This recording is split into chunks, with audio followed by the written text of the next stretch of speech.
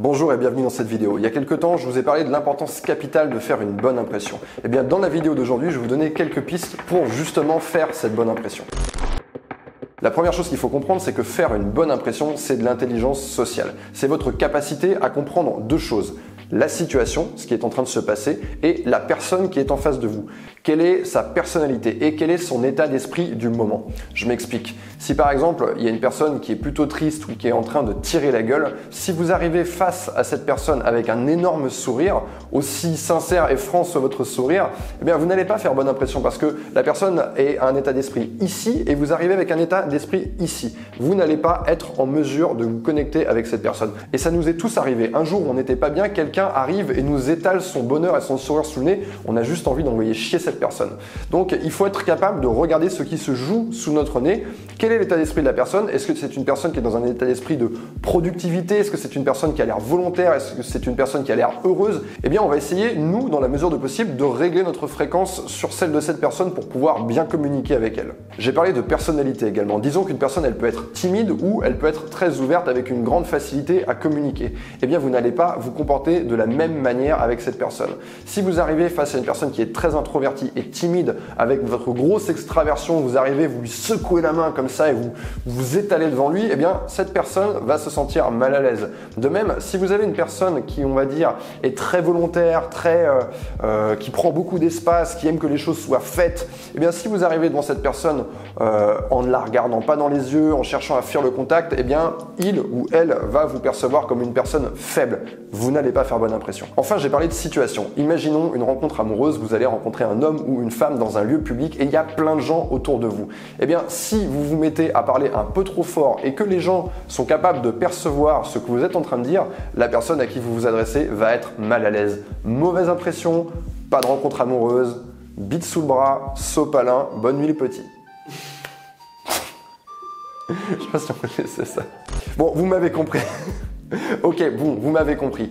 On va essayer en fait de s'adapter à la situation, c'est-à-dire qu'on va essayer, encore une fois, c'est une question de réglage et de se dire quel est le comportement approprié dans cette situation. Si on est dans un lieu public et s'il y a des gens partout autour, effectivement, le fait de parler trop fort et de laisser les gens percevoir ce qu'on est en train de dire, eh bien, c'est faire preuve d'un manque d'intelligence sociale. On n'est pas capable de se régler. Je coach des hommes depuis des années pour leurs rencontres amoureuses et un des gros problèmes qu'ils ont, c'est pas de savoir quoi dire, c'est pas d'être marrant, c'est pas d'être spirituel. Le plus gros problème qu'ils ont, c'est d'être capable d'avoir un comportement normal dans une situation qui est tendue. Par exemple, ils sont à la bibliothèque, ils vont arriver à côté d'une personne qu'ils ne connaissent pas, ils vont se mettre trop près de cette personne. Waouh, qu'est-ce qui se passe? On a envie de se reculer. Ils vont parler trop fort, les gens qui sont dans la bibliothèque autour vont entendre. Et malheureusement, quand on agit comme ça, eh bien, on montre à la personne à qui on a envie de faire une bonne impression, puisque c'est une rencontre amoureuse qu'on s'apprête à faire, eh bien on lui montre qu'on a un problème de calibration, qu'on a un problème d'intelligence sociale et qu'on n'est pas capable d'ajuster son comportement dans une situation élémentaire.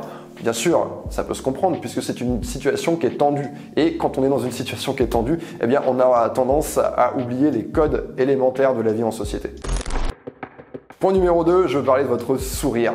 Alors je vous ai dit dans le point numéro 1 qu'il fallait se calibrer, donc parfois votre sourire, vous n'allez pas l'utiliser à fond ou alors vous n'allez pas l'utiliser du tout, mais ça reste quand même une arme de destruction massive pour faire bonne impression. Pourquoi? Parce que le sourire, ça véhicule 4 choses. Confiance, bonheur, enthousiasme et acceptation. Et ça montre même une 5e chose, c'est que vous êtes en bonne santé. Quand quelqu'un nous fait un sourire et qu'on voit s'aligner 2 rangées de dents blanches, on se dit cette personne est en bonne santé.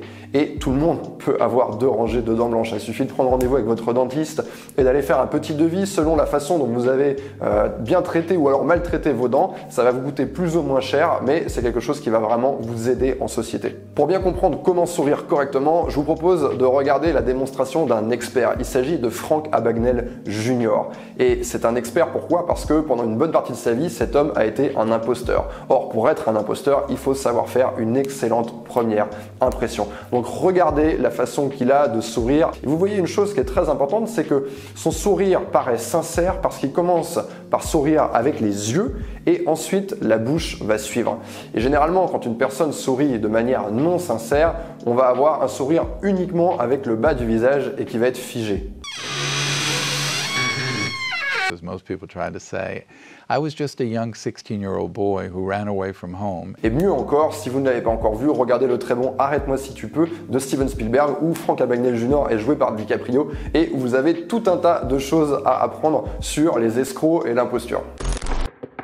Troisième point, et pas des moindres, que j'ai envie d'aborder dans cette vidéo, je l'ai trouvé dans ce bouquin, How to Win Friends and Influence People de Dale Carnegie. C'est un best-seller, vous l'avez peut-être déjà lu, mais vous avez peut-être oublié ce point qui est hyper important, qui est le désir d'importance. On a tous ce désir d'importance, et c'est ce qui nous pousse à faire des choses. Et l'auteur dit que sans ça, l'espèce humaine n'aurait probablement jamais évolué.